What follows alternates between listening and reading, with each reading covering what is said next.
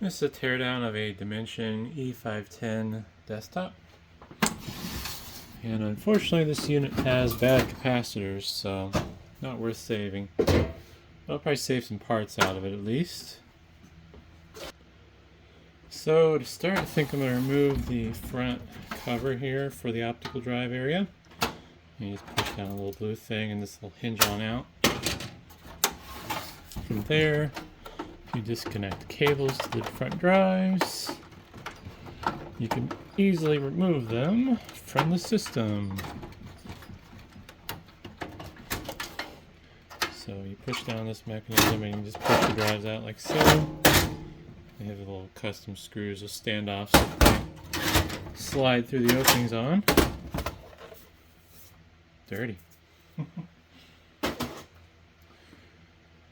Oh, and then from there, let's just get this ID cable, or not ID, floppy cable out of the way. Along with, we'll remove these caddies after I get these cables out of my way. You don't have to remove these cables to get the caddies out. I'm just doing this because this is going to get fully tore down. But you pinch the caddies, little tabs like so, and you can pull them out.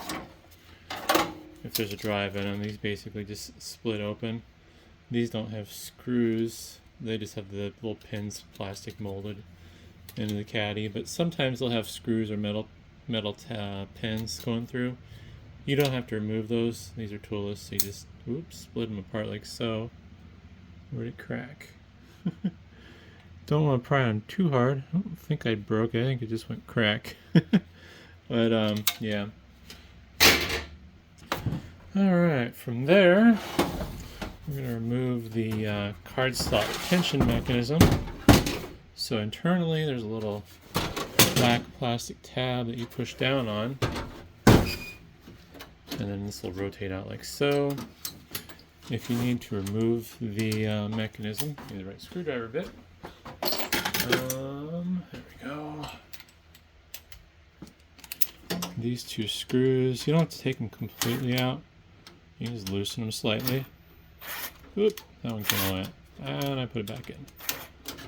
And a little kind of slide off.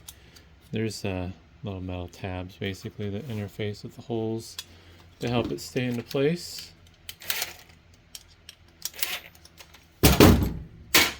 From there you can remove your PCI cards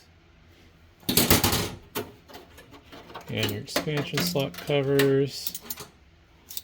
Move these out of the way. To remove the heatsink, there's two screws on each side, so one over here, one over here. You need a really long screwdriver. So since I'm using a drill, I got a long bit. Because it's deep down in there. And never hurts to grab the whole assembly, kind of wiggle it to loosen it from the CPU. This particular model was configured with an extruded aluminum heatsink that's pretty substantial, but sometimes they have copper aluminum heatsinks as well, depending on the config. This one's just a Pentium 4 though. And got DIMM slots here, pretty standard to remove. Oh man, this was configured the whole 512 meg, two 256 meg sticks. DDR2. Basically the smallest stick of DDR2 you can buy. Got a variety of power, ID, and I/O cables along here. These cables are fed through little tabs on the power supply to help them lock into place. This front I/O cable in the deep back corner can be tricky. Ideally you pull straight up on it so you don't bend any pins or snap the plastic. Luckily it has that nice little pull tab, but those can snap, so you have to be careful with that. Alright, so power supply has now been disconnected. We can remove that by unscrewing the 4 screws in the back here. If memory serves correct, this is basically a standard ATX power supply. It's with a custom cable layout. that fits with the case properly.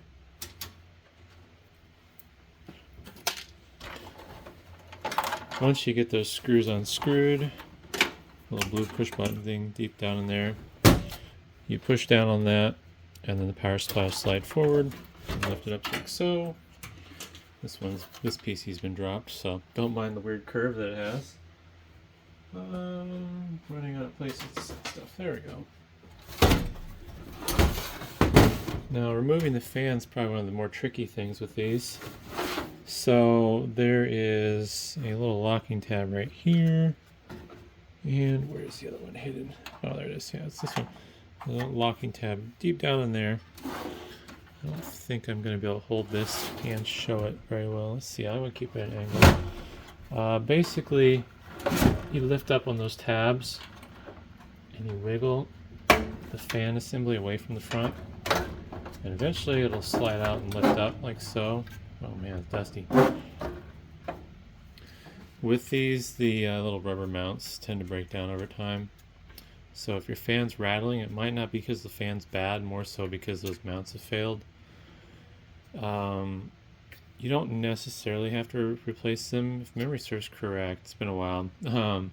You could use normal fan screws and just screw it to the cage. It's just not going to be quite as quiet.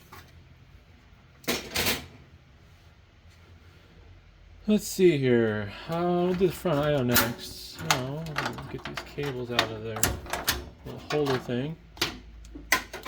So the front I/O, there's a little screw right here under the little blue drive release thing. If you unscrew that, the whole assembly will kind of angle back and then pull out like so. And that gets you access to the front I/O assembly with your power button, lights, USB, headphones, all that good stuff. From there, we can get the motherboard out. So you will need to remove the two screws for the CPU bracket. Whoops, those are kind of long. Ideally, you keep those with this bracket. Actually, I'll show because 1x zoom. So this is a normal case screw. And that's the retention bracket screws. See if I can hold those in a way it's almost twice as long, basically. So yeah, you want to try to keep those with this bracket if you do remove it with the intent of reusing it. And then there's just a variety of screws around the motherboard.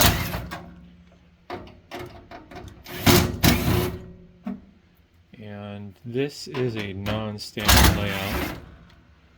I believe this is a BTX layout, if memory serves correct. So you're not going to be able to put a different motherboard in here if you want to do something like a weird sleeper build. Not without getting creative, but once you remove those screws, basically just kind of rotate the motherboard out like that. There's your CPU socket. This should be LGA 775. I was going to say 771, but that's the Xeon equivalent of this CPU generation. Otherwise, from there's not really much else you would want to remove. You could remove the top panel. There's a screw up top that is holding that on, along with, I believe, some other catch points, as you can see there. But otherwise, yeah, that's basically how to remove everything you would need to remove in a Dimension E510 desktop PC. So hopefully that's helpful. Thanks for watching.